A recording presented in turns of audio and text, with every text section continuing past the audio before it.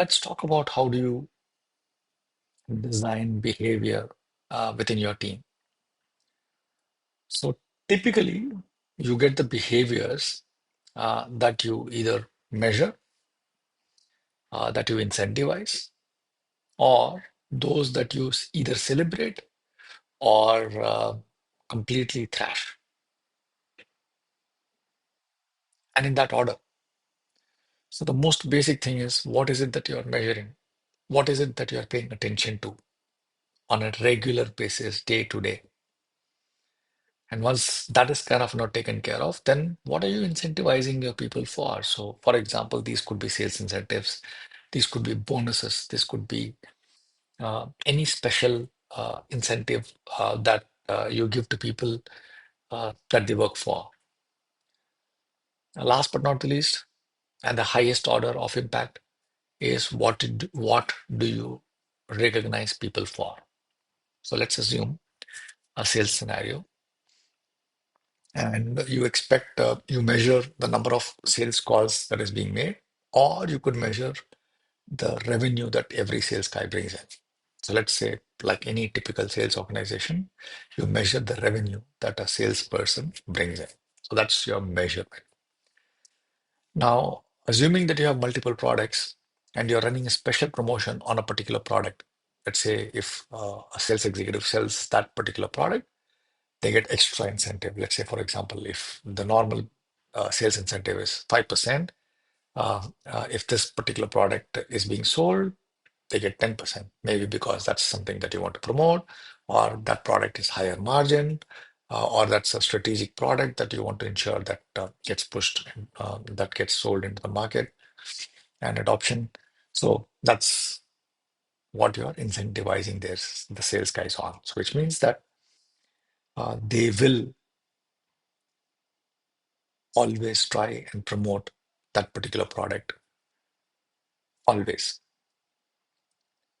And last but not the least, what are you um, celebrating them for? So let's say, for example, you celebrate someone achieving numbers or their revenue goals, then you will find that the behavior of the entire organization is to run towards achieving those numbers. If you celebrate people for the process and the effort that they put in, because that's what you are in control, and that's what you will get. If you celebrate people for being doing the right thing for your customer, then that's what you will get. Now, sometimes as leaders, we forget that all these three things need to be aligned to achieve whatever it is that our strategy wants to achieve. So a lot of times, while the stated objective might be that you're measuring might be different than what the sales guys or what the employees are incentivized on, which is different from what you're celebrating them for. And this misalignment is probably the biggest cause for lack of high performance in most teams. If you can get these three things aligned, which is what you measure is the same thing that you incentivize and is also the same thing that you celebrate, then what you get is a culture uh, where people like us do things like that.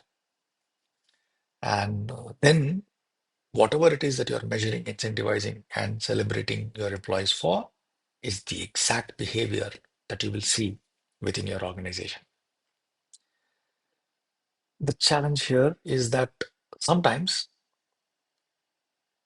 organizations and leaders make all of this so complicated, complex, in order to tweak people's behavior, that they forget that this only works if it is simple and if everyone knows exactly what is being measured. Everyone knows how do you do um, the actions that leads to improving the measures, which then, once done well, would lead to success, which is then incentivized and celebrated.